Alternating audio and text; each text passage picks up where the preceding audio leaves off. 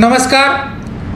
Purandar news चॅनलतर्फे आपलं सर्वांचं स्वागत आहे. नमस्कार. पुरंदर न्यूज चॅनलमध्ये आपलं सर्वांचं स्वागत आहे.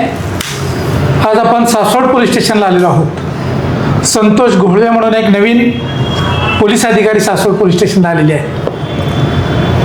गेले अनेक वर्ष जो वाहतुकीच्या कोंडीचा प्रश्न होता सासवडमध्ये, तो पहिल्या झटक्यात बऱ्यापैकी 50% तरी घोळवे साहेबांनी सोडवलेला आहे. विशेषतः वाघेरे हायस्कूल, हॉटेल मोहिनी या परिसरामध्ये, विशेषतः PMTच्या परिसरामध्ये मोठ्या प्रमाणावर वाहतूक कोंडी होत असे. एकदा खुद्द शरद पवार देखील या PMTच्या समोर त्यांची गाडी अडकली होती. शेवटी त्यांना ब्राह्मणाळीने असं बाहेरून काढून दिलं. नागरिकांनी अनेक तक्रारी केल्या, नगरपालिकेच्या पोलीस अधिकाऱ्यांच्या अनेक बैठका झाल्या, परंतु हा काही प्रश्न सोडवण्यात आलेला नव्हता. नगरपालिका पोलीस अधिकाऱ्यांच्यावर, पोलीस अधिकारी नगरपालिकेच्यावर, मग अनेक राजकीय संघटना एकमेकावर अशा प्रकारे आरोप प्रत्यारोप करत राहिले. परंतु घोळवे साहेबांनी मात्र पहिल्या दणक्यातच आल्याला आपल्या कार्यक्षमतेचा प्रभाव दाखवला आणि बऱ्यापैकी हा प्रश्न सुटलेला आहे. अजूनही यात लक्ष घालणं गरजेचं आहे, परंतु त्यासाठी नागरिकांनी स्वतः काही नियम पाळणे आवश्यक आहेत. नगरपालिकेने, विशेषतः काही स्वयंसेवी संस्थांनी यात पुढाकार घेणं गरजेचं आहे आणि त्यासाठी घोळवे साहेब प्रयत्न करत आहेत. नमस्कार साहेब. नमस्कार. पुरंदरमध्ये, विशेषतः सासवडमध्ये आपलं स्वागत आहे. थँक्यू. एक तरुण तडफदार अधिकारी म्हणून आपलं या परिसरामधील नागरिकांनी स्वागत केलेलं आहे. खरं तर सुरुवातीला आल्या आल्या अधिकाऱ्याची छाप तात्पुरती पडत असते, परंतु महिना 2 महिन्याच्या कालावधीनंतर देखील आपली कार्यक्षमता टिकून आहे. मी बऱ्याच वर्ष या पोलीस स्टेशनमध्ये आलेलो आहे.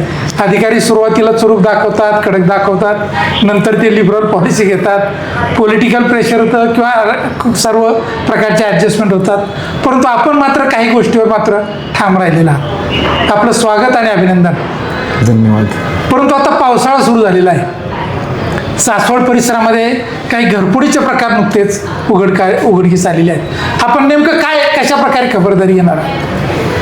घरफोडीच्या जर आता पहिला आपण जो मुद्दा घेतला वाहतुकी संदर्भामध्ये, एक बऱ्याच वेळा या रस्त्याने येणं जाणं असायचं. आल्यानंतरही 2-4 दिवसामध्ये वाहतूक कोंडी ज्या ज्या ठिकाणी होते, असे जे काही महत्त्वाचे चौक आणि पॉईंट मला मी नोटिफाय केले, विशेषतः PMT चौकामध्ये ज्या गाड्या PMTच्या टर्न घेत होत्या आणि त्या ठिकाणी बऱ्याच जी वाहनं आहेत PMTच्या बाजूला लागायची, त्यामुळे तो रस्ता पूर्ण बंद व्हायचा. यामध्ये आम्ही सुरुवातीला असं एक केलं की मध्ये बॅरिकेटिंग केलं, पूर्ण तो टर्न बंद केला आणि PMTच्या ज्या गाड्या असतील त्या पुढे रेस्ट हाऊस पर्यंत जाऊन वळून येतील असं व्यवस्था केली. याचबरोबर नुसतं सांगूनच नाही तर PMT व्यवस्थापनाला कळवलं की आपल्या जरी गाड्या असतील PMTच्या, तरी त्या जर वाहतुकीस अडथळा निर्माण करतील तर त्यांच्यावर सुद्धा आम्ही दंडात्मक आणि फौजदारी कारवाई करू, की जो नियम सर्वसामान्य गाड्यांना लागतो तोच PMTला लागेल. आणि त्यांनी त्याची दखल घेतली, खूप सकारात्मक त्यांनी त्याच्यामध्ये आम्हाला खरं तर रिस्पॉन्स दिला आणि त्यांनी स्वतः ते उभं राहून त्यांनी ते मॅनेज केलं. 1-2 दिवसामध्ये आम्ही त्याच्यात जास्त अजून लक्ष दिलं. त्या रोडवर लागणाऱ्या गाड्यांना जामर लावणं चालू केलं. त्यामुळे तो जो एक महत्त्वाचा पॉईंट होता तो एकदम क्लिअर झाला. म्हणजे खरं म्हणजे त्याच पॉईंटमुळे असं लोकांना वाटायला लागलं की हां, वाहतुकीमध्ये खूप मोठा बदल झालेला आहे. कारण रोज जाणारे येणारे, बारामती, जेजुरीहून येणारी जी लोक होती नेमकी त्याच पॅचला अडकत होते आणि तिथे वाहतूक एकदा जाम झालं की मग ती काही कोंडी सुटत नव्हती. त्याचप्रमाणे जो मुद्दा म्हणलं की आपण मोहिनी हॉटेल, ब्रँडेड चौक, मागचं शिवाजी महाराज पुतळा चौक आहे, अशा ठिकाणी जे गाड्या आहेत त्या रस्त्यावर पार्क केल्या जायच्या. म्हणजे त्याचं काहीच नियमन नव्हतं की कोणी यायचं, कुठेही गाडी पॅक करायचं. आम्ही याच्यामध्ये दंडात्मक ऐवजी जो मुद्दा आहे तो सकारात्मकरित्या सूचना देऊन दंडात्मक न करता जनजागृतीच्या माध्यमातून कसं करता येईल याचा थोडासा अगोदर प्रयत्न केला. अशा गाड्यांना जामर जरूर लावले पण कारवाई टाळली, की एक मेसेज गेला पाहिजे की इथं लावणं चुकीचं आहे किंवा हे नियमबाह्य आहे. मग मोहिनी हॉटेल असेल किंवा तिथल्या व्यापाऱ्यांशी संवाद करून त्या गाड्यांवर, जेव्हा मी तिथून चालत यायचो, ॲक्च्युली त्यासाठी चालत पोलीस स्टेशनला यायचो, मग येताना हे जे आम्ही करत गेलो त्याच्यावरून लोकांमध्ये असं एक मेसेज गेला की इथं गाडी लावली तर कारवाई होते आणि ते सर्वांच्या सोयीचं होतं. जो पूर्वी प्रत्येक वेळी थांबायला लागायचं, लावणारीच लोक पुन्हा सुरळीत तिथून लवकर त्यांना जायला मिळायला लागलं. मग असं रिस्पॉन्स लोकांमधून प्रतिक्रिया आल्या की हे खूप चांगलं होतंय आणि हे जे आहे खूप वर्षापासूनचं पेंडिंग इश्यू आहे. त्याबरोबर मी सासवड नगरपालिकेचे CEO आहेत माननीय नगराध्यक्ष मानव त्यांच्यासोबतही या बाबतीत बैठक घेतलेली आहे की वाहतूक कोंडी शहराची पूर्ण बाजूला दूर करण्यासाठी आपल्याला काय करता येईल. P1 P2 पार्किंग असतील किंवा बाजारात जिथे जिथे कुठे शक्य असेल तिथे आपल्याला पार्किंग लॉट्स कसे अवेलेबल करता येतील. त्याबरोबर जी गाड्याचं वन वे कसं ट्रॅफिकिंग करता येईल की ज्या माध्यमातून मोठी वाहनं जी ट्रॅफिक ब्लॉक करतात किंवा शनिवारी सुट्टीच्या दिवशी पर्यटनाला येणारी लोक, जेजुरीला जाणारी, दर्शनाला जाणारी लोक, रविवारी त्या पद्धतीचं आणि गुरुवारी नारायणपूरला येणारी जी प्रचंड वाहतूक आहे, ह्या कोंडीवर आम्ही जरा बारकाईनं अभ्यास केलेला आहे. आणि इथं काही दिवसात दिसेल, कदाचित एखाद्या महिन्यामध्ये नारायणपूरमध्ये जी वाहतुकीची कोंडी होते दर्शनासाठी गुरुवारी, त्याच्यावर पण एक आम्ही वेगळ्या पद्धतीचा कारवाई करण्याचा निर्णय घेतला आहे. ती सुद्धा ट्रॅफिक मुक्त तो रोड आम्ही नक्कीच करू. काल गुरुपौर्णिमा होती, 2-4 लाख लोक येतात. आपण कदाचित माहिती घ्या किंवा पाहिलं असेल की ती कोंडी सुद्धा तिथल्या स्वयंसेवकाच्या माध्यमातून जी दरवर्षी होती ती यावर्षी एकदाही ट्रॅफिक जाम तिथं झालं नाही. ते पूर्ण फ्लो जो आहे तो आम्ही पूर्ण फ्लो एकदम रेग्युलर ट्रॅफिकसाठी ठेवण्यामध्ये सफल झालो. कारण त्याचा जो मूळ मुद्दा आहे जो होता त्याला आम्ही हात घातलेला आहे. कारण लोक पार्किंग लॉट खूप मोठा आहे नारायणपूर, खूप सिमेंट म्हणजे 5-7 कोटी खर्चून, पण त्या पार्किंग लॉटमध्ये गाड्या जात नव्हत्या. यावर्षी आम्ही त्याच्यावर फोकस केलं. वेगवेगळे बॅनर्स बनवले, बोर्ड्स बनवले, डायव्हर्जनचे बॅनर्स, फलक लावले की कुठे पार्किंग आहे, 200 मीटरवर आहे, 400 मीटरवर आहे, राईट टर्न आहे. पुन्हा आपल्याला जर मंदिराकडून जायचं नसेल दर्शनाला तर आपल्याला कापूर होळला कशा पद्धतीनं जाता येईल तो एक डायव्हर्शन चालू केला. सासवडमध्ये येणारा एक डायव्हर्शन केला. परत ज्या गाड्या पूर्वी दोन्ही बाजूनी लागून कोंडी करायच्या त्या गाड्या आम्ही वन साइडेड पार्किंगला परवानगी दिली किंवा ते करून घेतलं. त्यामध्ये तिथले जे DYSP रिटायर्ड आहेत भोसले साहेब आणि त्यांचे जे 100 सहकारी होते आणि अकॅडमीची एक 100 मुलं होती आणि खूप मोठं मोलाचं काम केलं. येऊन आमच्यापेक्षा जास्त काम त्यांनी केलेलं आहे. आणि आम्ही त्या गाड्या ज्या रोडवर होत्या त्या पार्किंग लॉटमध्ये आम्हाला पोचवता आल्या आणि तिथून त्याचं एक्झिट एंट्री मॅनेज झाल्यामुळे पूर्वी 1-2 किलोमीटर ब्लॉकेज व्हायचं ते काही झालं नाही. त्यामुळे बेसिक जे ट्रॅफिकिंग आहे, बेसिक जे ट्रॅफिकचे जे मूलभूत काही पर्याय आहेत, मार्ग आहेत, त्यावर आम्ही फोकस केलेला आहे. त्यामुळे ही कोंडी आम्ही येत्या काळामध्ये नक्कीच अजून जास्त चांगली सोडू. त्यासाठी नगरपालिकेशी आमचं बोलणं झालेलं आहे. एक 10 त्यांच्याकडून आम्ही मागे पूर्वी होते वॉर्डन, त्याची पण मागणी केलेली. त्यांच्याकडून आम्ही सकारात्मक प्रतिसादाची अपेक्षा करतोय आणि तसा त्यांनी शब्द दिलेला आहे. येत्या काही काळामध्ये ते मिळाल्यानंतर चौकामधल्या ज्या सिग्नल्स आहेत, डायव्हर्जन्स आहेत, वन वेज आहेत, P1 P2 आहे, पार्किंगचा इश्यू आहे, ST कुठून वळली पाहिजे, ट्रक्स कुठून गेले पाहिजे, या सर्वावर जर सर्वांशी चर्चा करून पत्रकारांशी याच्याबद्दल मी इंटरॅक्शन केलेलं आहे, व्यापाऱ्यांशी केलेलं आहे. त्याच्यानंतर काही नगरसेवक ज्या दिवशी होते त्यांच्याशी केलेलं आहे. जनतेमधून येणाऱ्या प्रतिक्रिया आहेत, या सर्वांच्या माध्यमातून जे काही आउटकम येतं आहे की सोडवण्यासाठी काय आवश्यक आहे आणि त्यांच्या सोयीचं सुद्धा काय आहे की ज्यांनी सोयी करताना नागरिकांची पण अडचण होणार नाही. की जसं आम्ही एक विचार करतो की मागचा रोड आहे जो एकदम नॅरो आहे, त्या ठिकाणी फक्त 2 व्हीलर्स 2 साईड पार्किंग करायचं आणि तिथून 4 व्हीलर्सची वाहतूक बंद करायची, असे पण काही पर्याय सुचवलेले आहेत. येत्या काळामध्ये आपल्याला दिसेल की त्याचं ज्यावेळी एक्झिक्युशन होईल त्यावेळी ज्यावेळी कारवाई होईल त्यामध्ये ही वाहतुकीची कोंडी बऱ्यापैकी आपण सोडवण्यामध्ये यशस्वी होऊ असं मला एक अपेक्षा आहे. दुसरा मुद्दा घरफोडीचा जो आहे, तर घरफोड्याचं पावसाळ्यामध्ये नक्कीच प्रमाण सर्व परिसरामध्ये वाढलेलं आहे. आम्ही त्याच्यासाठी रात्रीची पेट्रोलिंग वाढवलेली आहे की जी पूर्वी जेवढी लोक होते त्याच्या दुप्पट काही लोक आम्ही केलेली आहेत. आपल्याकडे जे वाहनं आहेत त्यातून पेट्रोलिंग केली जाते. काही ठराविक पॉईंट्स ज्या ठिकाणी आम्हाला असं वाटतं की इथं घरफोडी होणं शक्य आहे तिथं आम्ही जास्त फोकस केलेला आहे. मागची झालेली एक घरफोडी पण आपण LCBच्या माध्यमातून एक दुकानाची उघडकीस आणलेली आहे. त्याच पद्धतीनं अजून बऱ्याच गोष्टींवर आम्ही त्या दृष्टीनं तपास करत आहोत. काही घरफोड्या अजून त्या माध्यमातून उघडकीस येतील असं वाटतं. आता ह्या सर्व प्रकार नागरिकांची काय सहकार्याची अपेक्षा आहे तुमच्या? नागरिकांची आता या सासवडमध्ये काय नवीन एअरपोर्ट येत आहे, त्यामुळे या ठिकाणी सर्वच इन्फ्रास्ट्रक्चर वाढलेलं आहे. शाळा आहेत, कॉलेजेस आहेत, तालुका प्लेस आहे, आजूबाजूच्या परिसरातून येणारी वाहतुकीची साधनं आहेत आणि बाजार किंवा इतर सर्व घटनांशी गोष्टींशी हे निगडीत हे शहर आहे.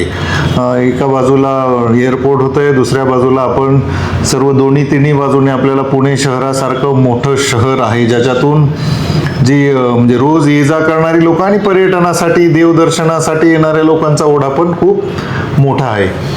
पण सासवडमधल्या तालुक्यातल्या नागरिकांना आपल्याला आहे की आपल्याला हे शहर खूप छान करायचं आहे, वाहतूक मुक्त करायचं. तर जे नियम आहेत, दंडात्मक कारवाईपेक्षा आपण वाहतूक सुरळीत कशी होईल, की आपल्यामुळं वाहतुकीची कोंडी होणार नाही, त्या दृष्टीनं त्यांनी आम्हाला सकारात्मक पाठिंबा दिला पाहिजे. जसे की आम्ही ज्या ज्या ठिकाणी आम्ही म्हणजे अगोदर प्रबोधन करतोय, असं नाही की आम्ही दंडच करतोय किंवा आमचा फोकस दंडच करण्यावर आहे. आमचा फोकस आहे की जी वाहतूक आहे ती सुरळीत झाली पाहिजे. दंड कलेक्शनपेक्षा वाहतुकीवर आमचा भर आहे. पूर्वी मी वाहतुकीच्या एक अनुभवातून मला एक वाक्य फार आठवतं की हिंदीमधलं वाक्य आहे, सब लेट है क्योंकि सबको जल्दी है, सबको जल्दी आहे इसलिए सब लेट आहे. म्हणजे सर्वांना जायचं म्हणून लेट, सर्वजण लेट आहेत. कारण कोणतरी आपण बघतो की चौकामधली जी वाहतुकीची कोंडी होती ती जास्त वाहनापेक्षा मला अगोदर जायचं आहे. कोणतरी गाडीचं पुढचं तोंड काढून मध्ये घुसून राहतो आणि मग तिन्ही बाजूची ट्रॅफिक जाम होती. तर ट्रॅफिकचा पहिला नियम आहे की पहिले तुम्ही जा मग मी जातो. हे जर तत्व पाळलं तर कुठेही ट्रॅफिकची कोंडी होणार नाही. आणि 2 सेकंदामध्ये तुम्ही थांबलाय 2 सेकंद तर तुमचे पुढचे 1 मिनिट 2 मिनिट वाचणार आहे. पण तुम्ही 2 सेकंद वाचवण्यासाठी रस्त्याच्या वेळी गाडी पुढे घेऊन अर्ध्या चौकात थांबता, त्यामुळं तुमचे पुढचे 1, 2, 4, 5 किंवा त्यामुळं खूप मोठं ट्रॅफिक जाम सुद्धा होतं. तर सासवडच्या परिसरामध्ये असलेल्या नागरिकांनी वाहतुकीचे नियम पाळावे. फक्त तुम्ही जर व्यवस्थित पार्किंग केली आणि चौकातून जर तुम्ही व्यवस्थित पास झाला की आपल्या अगोदर जे वाहन आहे त्याला जाऊ दिलं तरी सुद्धा आपण बऱ्यापैकी या ट्रॅफिकच्या समस्येमधून बाहेर पडू शकतो. आता नगरपालिकेच्या माध्यमात मी चर्चा झालेली आहे नगरपालिकेशी. त्याच्यामध्ये त्यांनी पार्किंग स्लॉट्स काय आयडेंटिफाय केलेले आहेत, ते पार्किंग स्लॉट्समध्ये कशी वाहनं जातील आणि बाजारपेठेमध्ये जिथं आपण वन वे करणार आहेत त्यांना दुसरं एक तत्व आहे की तुम्हाला जर एखाद्या ठिकाणी पार्किंग नको म्हणलं तर पार्किंग कुठे करायची हे पण आपण त्यांना पर्याय उपलब्ध करून दिला पाहिजे. त्या माध्यमातून आम्ही विचार करतोय की कशी कुठे जवळ पार्किंग तुम्हाला उपलब्ध म्हणजे वॉकेबल एक 50 मीटर 100 मीटरच्या अंतरामध्ये तुम्हाला कशी पार्किंग उपलब्ध करून देता येईल, जेणेकरून की तुम्हालाही पार्क केल्यानंतर असं फार दूर चालावं लागणार नाही. एक सवय आहे सर्वांना की दुकानासमोर गाडी पार्क करायची आणि कारवाईला गेलो 2च मिनिट आलो, तर हे 2 मिनिट टाळा.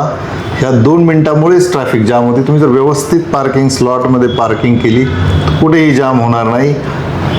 कधी तुम्ही ट्रॅफिकमध्ये अडकताय कुणाच्या तरी पार्किंगमुळं आणि कधी लोक अडकतायत तुम्ही केलेल्या पार्किंगमुळं. तर सर्वांनी जर पार्किंग स्लॉटमध्ये पार्किंग केली, P1 P2 जे काही नॉर्म्स आहेत त्या पद्धतीनं जरी पार्किंग केली तर ही समस्या आपल्या इथून मुक्त होणार आहे. आणि राहिला बाहेरून येणाऱ्या गाड्या, बायपासमुळं ऑलरेडी ट्रॅफिकचं प्रमाण बऱ्यापैकी बाहेरून पण जात आहे. म्हणजे हेवी गाड्याचं लोड ज्या काही शहरातून इकडे कापूर रोडला वगैरे जातात त्याच्यावर पण आपण अजून काम करत आहोत. खूप लवकरच आपण याच्यातून तोडगा काढू. सासवड आता आंतरराष्ट्रीय विमानतळ, राष्ट्रीय महामार्ग आणि नवीन पुण्याची मुख्यमंत्र्यांची घोषणा यामुळे या परिसरामध्ये जागेचे भाव प्रचंड वाढलेले आहेत.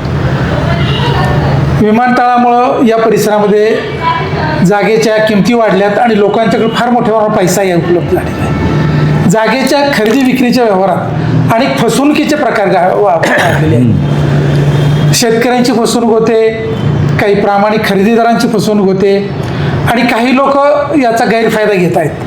तर खरं तर फौजदारी स्वरूपाचं किंवा तुम्ही यात काय मदत करू शकता? एक एक मुळातच ज्यावेळी पोस्टिंग झाली त्यावेळी माननीय पोलीस अधीक्षक साहेब आमचे संदीप सिंग गिल साहेबांनी मला येताना बऱ्याच गोष्टी ब्रीफ केलेल्या आहे की सासवडमधली आव्हानं काय असणार आहेत. त्याच्यापैकी हे एक आव्हान आहे की इथं होणारं आंतरराष्ट्रीय विमानतळाच्या अनुषंगानं होणारे जमिनीचे व्यवहार, त्यात होणाऱ्या फसवणूक, त्याच्या संदर्भाने त्याच्यामध्ये येणारं गुन्हेगारांचं स्वरूप, गुन्हेगारीचं जे वाढतं प्रमाण असणार आहे, याच्यामध्ये मला चांगलं मार्गदर्शन केलेलं आहे सरांनी. आणि याच्यामध्ये एक मी जे बघतो या 2 महिन्यामध्ये ट्रेंड असा आहे की पूर्वी जमिनीचे भाव कमी होते त्यावेळी बहिणींनी केलेली हक्क सोडपत्रक असतील किंवा बहिणीचे नसणारे हिस्से असतील किंवा काही छोटे छोटे ज्या काही कायद्यामध्ये राहिलेल्या लॅकमाज असतील याचा फायदा घेऊन काही एजंट, लँड माफिया असे त्याचा फायदा घेऊन त्याच्यामध्ये जे लिटिगेशन्स निर्माण करतायत किंवा काही लोक परस्पर त्यांना त्याच्याबद्दल म्हणजे त्यांचं ओनरशिप नसताना पण काही व्यवहार करतायत, हे जे आहे याच्यामध्ये थोडीशी काय म्हणतो आपण थीन लाईन आहे त्याला, की पण त्याच्यामध्ये आपण ज्यावेळी आपल्याकडे तक्रारी येतात त्याचं स्वरूप समजून घेतं. तो दिवाणी आहे की फौजदारी आहे याच्यामध्ये डिफरन्शिएट केलं जातं, वरिष्ठांशी चर्चा केली जाते. काही गोष्टींमध्ये तक्रारदाराचं कधी कधी समाधानी होतं की ही दिवाणी बाब आहे आणि ज्याने जर फसवणुकी बाबतीमध्ये खात्री झाली तर आपण त्याच्यामध्ये गुन्हे दाखल करतोय. आपण बघितलं असेल की या आठवड्यामध्ये पण एक पिस्टलच्या जोरावर खंडणीसारखा जमिनीच्या वादातून गुन्हा आपल्याकडे झालेला आहे. त्याचे आपण 4 आरोपी म्हणजे अर्ध्या तासाच्या आतच आपण वेपनसह आरोपी सुद्धा एकदम क्विक रिस्पॉन्समध्ये ते पकडलेले आहेत 2 गाड्यांचा. तर गुन्हेगारीकरण जे आहे रोखण्यासाठी आम्ही सज्ज आहोत आणि कुठल्याही गुन्हेगारांची गय केली जात नाही हा मेसेज आम्ही 2 महिन्यात दिला आहे. आपण बघितलं असेल कमीत कमी 35 ते 40 गुन्हेगारांवर आम्ही त्याच पद्धतीची कारवाई केलेली आहे आणि यापुढेही अशीच कारवाई आमची चालू राहणार आहे. सदरक्षण आहे, खलनिग्रहण आहे, हे खरं तर पोलीस खात्याचं वाक्य आहे. तर या घोषवाक्याचा प्रत्यक्ष अंमलबजावणी करत असताना गोळवे साहेबांना पहिल्या टप्प्यात तरी आज चांगल्यापैकी यश आलेलं आहे. इथून पुढच्या काळात देखील साहेबांनी अशा प्रकारे आक्रमक पवित्रा घेतला आणि गुन्हेगारांना वचक बसला पाहिजे, सर्वसामान्य माणसांना आधार वाटला पाहिजे, त्यांच्या मनात ती भीती गेली पाहिजे, आपल्याला कुठेतरी पहिल्या टप्प्यातच न्याय मिळेल अशा प्रकारची भावना झाली पाहिजे. अशा प्रकारची एक आक्रमक चांगली सकारात्मक भूमिका संतोष गोळवे साहेबांनी घेतलेली आहे.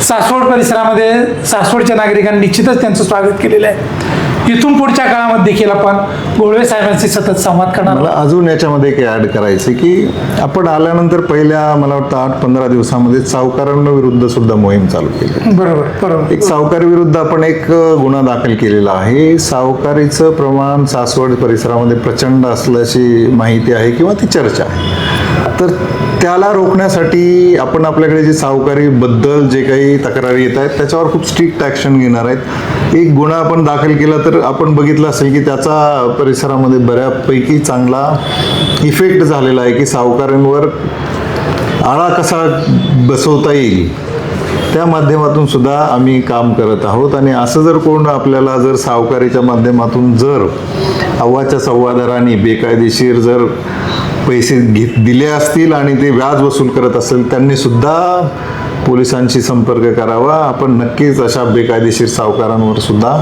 कडक कारवाई करणार आहोत. खरं तर अतिशय संवेदनशील अशा प्रकारचा हा मुद्दा गोळवे साहेबांनी प्राधान्यानं पुढे घेतलेला आहे. पुरंदर तालुक्यामध्ये अनेक बेकायदेशीर सावकार आहेत, त्यांनी अनेक जमिनी लुटल्यात, घरं अडप केलीत, अनेक कुटुंब उद्ध्वस्त केलेली आहेत. आता मात्र इथून पुढे ते घडणार नाही. जर कोणाला अन्याय झाला तर त्यांनी थेट पोलीस अधिकाऱ्यांशी संपर्क साधावा, अशाही प्रकारचं आवाहन गोळवे साहेबांनी केलेलं आहे. धन्यवाद.